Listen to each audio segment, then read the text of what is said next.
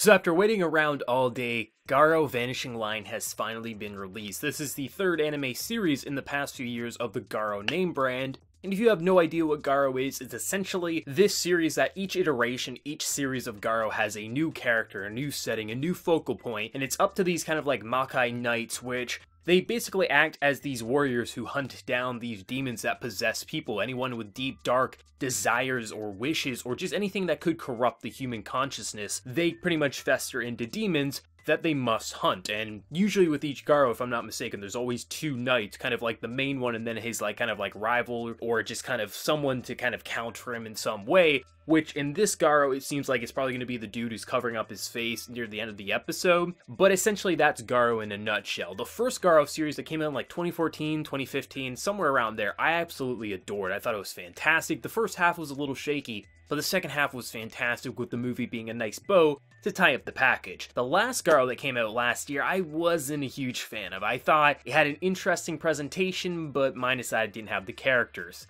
Vanishing Line is everything I wanted it to be. This was one of my most anticipated anime because I really thought this could be cool. It's literally Garo on motorcycles in a more modern setting. That's pretty metal. And this is a metal series. Now, you're gonna hear me say something that if you follow my channel weekly, or even just enough, I criticize sexual fan service non-stop because I think it's thrown in our face and is so stupid, but there are times that I enjoy it. Keijo as an example. It was built around the kind of concept that it was going to be so over the top with sexual fan service. The main character in High School DxD, it's literally built around him being a pervert. And this is built around a guy who is completely metal. He's just kind of bad to the bone, kicking ass, taking names, driving his motorcycle around, manly man, and also has a pretty big affection for big old titties.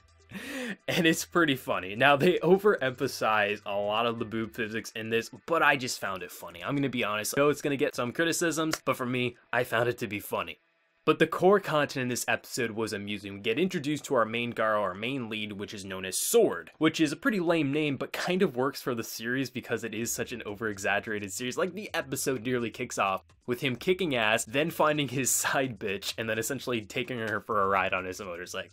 This is just made for me. I love it. It's so ridiculous. But we also get introduced to who seems to be probably one of our main females, if not the main female, and essentially there's this demon who's essentially attacking female redheads. So essentially if you're a female, you're redhead, you're probably going to get attacked by this guy, this demon, and essentially she escapes, and in doing so she meets up with Sword, and essentially Sword saves the day. Now Sword so far is just the most likable character of the season for me, because he's so ridiculous and over-exaggerated, like at times just felt as ridiculous as some of the early JoJo stuff.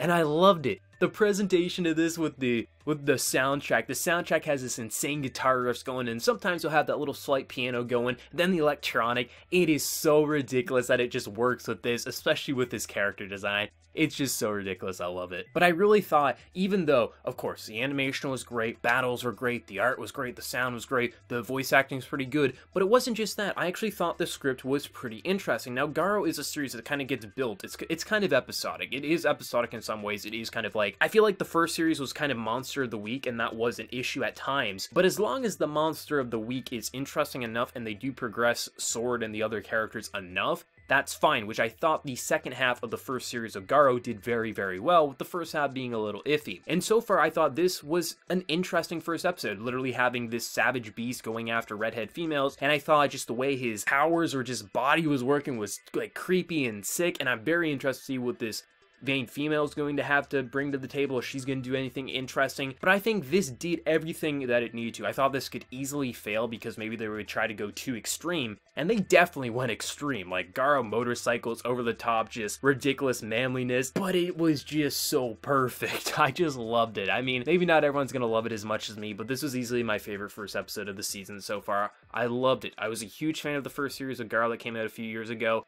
and this is living up to it. I hope this gets a full 24 episodes like the previous Garos did. Map has just been killing it. I can't wait to see where episode 2 is going to go, and hopefully Crunchyroll isn't going to keep it at such a late release time, because this aired in Japan 12 hours ago as of the recording of this review, so hopefully it's not going to be late night. But honestly, I like Garo so much, I might stay up to do late night Garo reviews just because I like the show so much. But let me know your thoughts in the comment section below. What did you think of the first episode of Garo? And you, like me, you just loved how metal it was, or did you find it a little lackluster? lackluster, let me know your thoughts. And before I leave, smack that like button, share your support. If you're new to the channel, be sure to subscribe. So until next time, everyone, please take care and have a good one.